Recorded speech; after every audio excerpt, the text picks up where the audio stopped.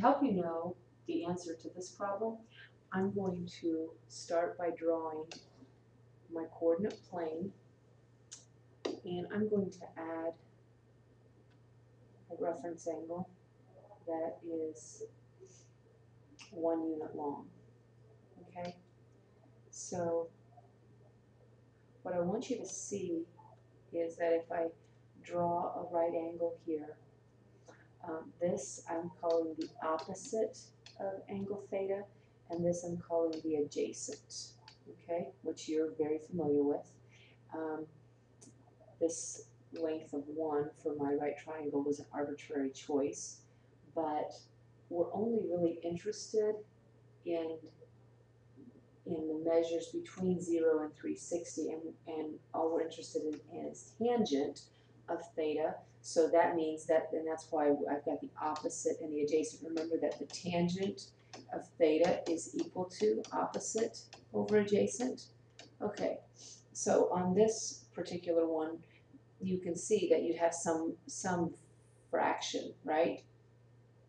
But what I want you to see is that if we were to keep drawing this theta value, when our theta value gets bigger and bigger, well, first of all, let me just make our theta value really, really small, okay? So can you see what happens to the opposite side versus the adjacent side? Do you see how the opposite side is getting really, really small? Really, really small over a longer one, right? Okay, so for this one, tangent of theta is going to be approaching 0, okay? I'm just going to say, and really when it's right down here, our opposite side would be 0, right? 0 over some adjacent length, so the tangent of 0 is equal to 0 over our adjacent side, which is equal to 0, okay? So now I'll make the color a little bit different here. Let's use maybe black for this one. Now I'm still building my triangle on my x-axis, right? Okay, but this time, and this is still theta, right? Okay, this time though, I made this theta angle really, really big. So it's getting close to 90 degrees. Do you see that? Now what is happening to my opposite side and my adjacent side? Do you see my opposite side is getting really longer and my adjacent side is getting shorter and shorter, right? This adjacent side is getting very short. What would happen if I would make this angle so big that it would be 90 degrees? Okay, well, that's not quite 90, but close, right? So if I would make it so big that it would be 90 degrees, do you see that the adjacent side would end up being 0? Okay, so remember, tangent, and I'm going to say tangent of 90 degrees equals, well, in this case, it'd be the opposite side, whatever that is, the opposite side, and the adjacent side would end up being 0. There would be no leg there for the adjacent side. And you know that division by 0 is undefined, right? Okay, so there's one of our tangent measures where it's undefined, 90 degrees, okay?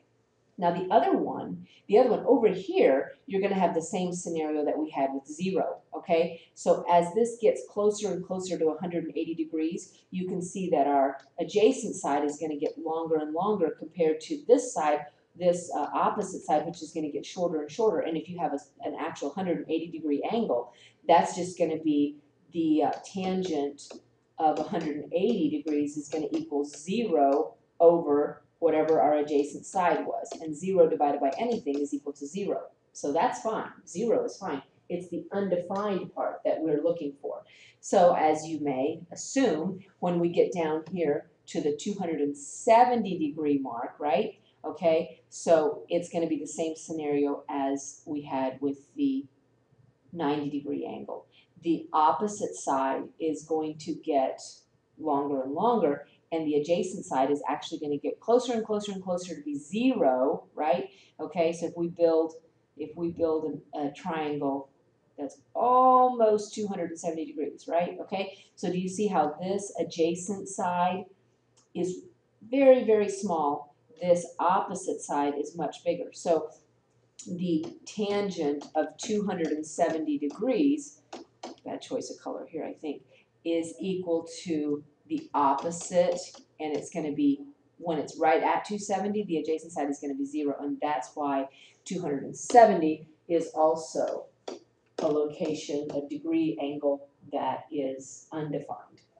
I hope that helps. We'll definitely be talking more about this in the future.